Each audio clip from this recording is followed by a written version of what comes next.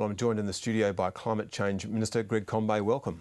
Thank you, Chris. When do you think that the community will share your enthusiasm for a carbon price? Well, we've obviously got the job ahead of us still to keep explaining the government's policy and the legislation that's passed through the House of Reps today, and we accept that responsibility. That's part of government's work, so we'll keep arguing our case. But I think a very important moment in this will come towards the middle of next year, when the first benefits start to arrive for households in the form of an advance on the pension increase, and the tax cuts start to kick in, for example, and the increases in family tax benefits, because I know that people are concerned about that, but they will see that the government is assisting households. But at the same time, they'll see price rises, and do you think that people will differentiate their price rises as well? The reasons that electricity go up are many and varied. Will they not blame it all on a carbon price?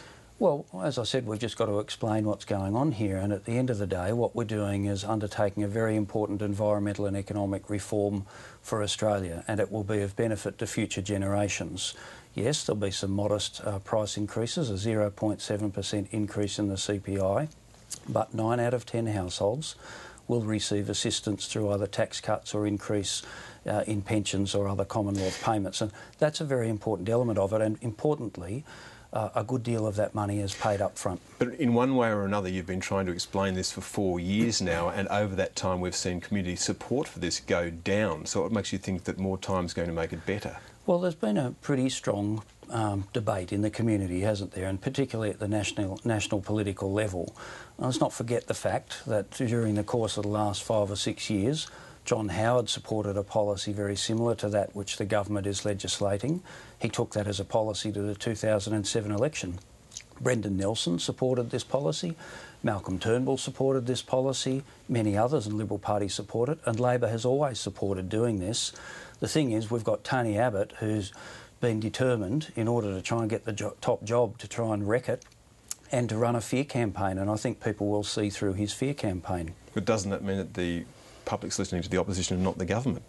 Yeah, but it's a debate, and the debate will continue, and I think once people see the household assistance, the very significant support for jobs in the most affected industries, areas like steel, where Mr Abbott was running around trying to terrify everyone that their jobs would go, now he's actually voted against a $300 million package of support for steel industry jobs. People will see through Tony Abbott.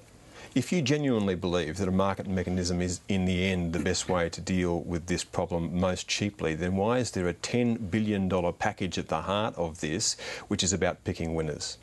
Well, the market mechanism, which is an emissions trading scheme, will put a price for the first time on every tonne of pollution from the largest polluters in the country.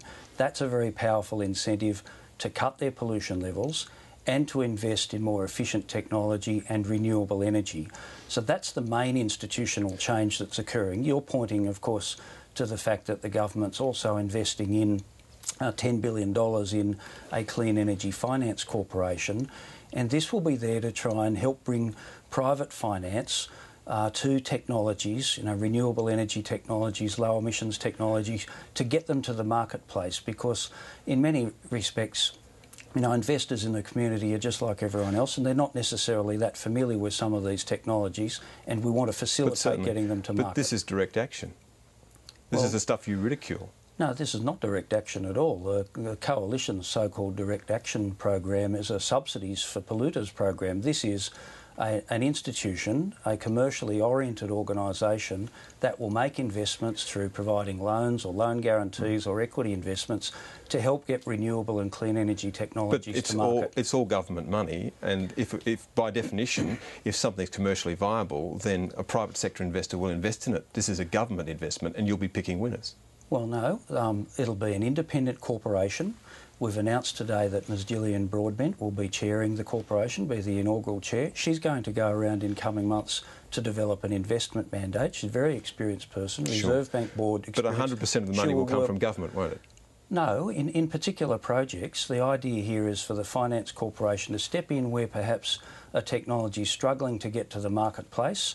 A proper evaluation will be done of its commerciality, of course, but this can be a bit of a circuit breaker to work with private finance from banks and the like to get a technology to the market. All right, in the long run, your system demands that you be able to buy permits to pollute offshore. What's the likelihood that there'll ever be an international market? Well, there is one now. There's a $140 billion market in the European Union. And declined over the last 2 years. That market's actually getting smaller, isn't it, Minister? Well, it has shrunk a bit in recent times because of the disorder in European financial markets and the debt crisis that's being experienced there. But the market is growing in international carbon markets overall. And there's not just the European market, which covers 30-odd economies. There's also a thing called the Clean Development Mechanism, which has been operating for some time. And other countries, let's not forget, just take California alone, 8th largest economy in the world, larger than the Australian economy.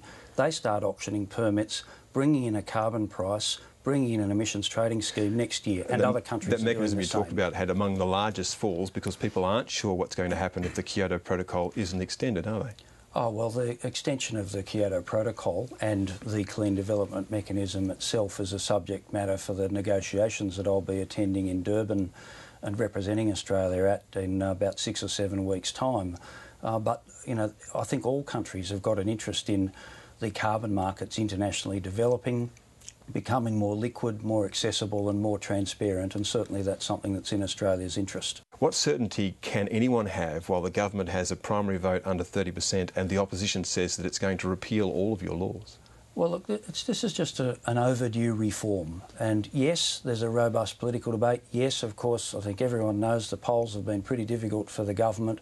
This issue is being seen as a contributor to that.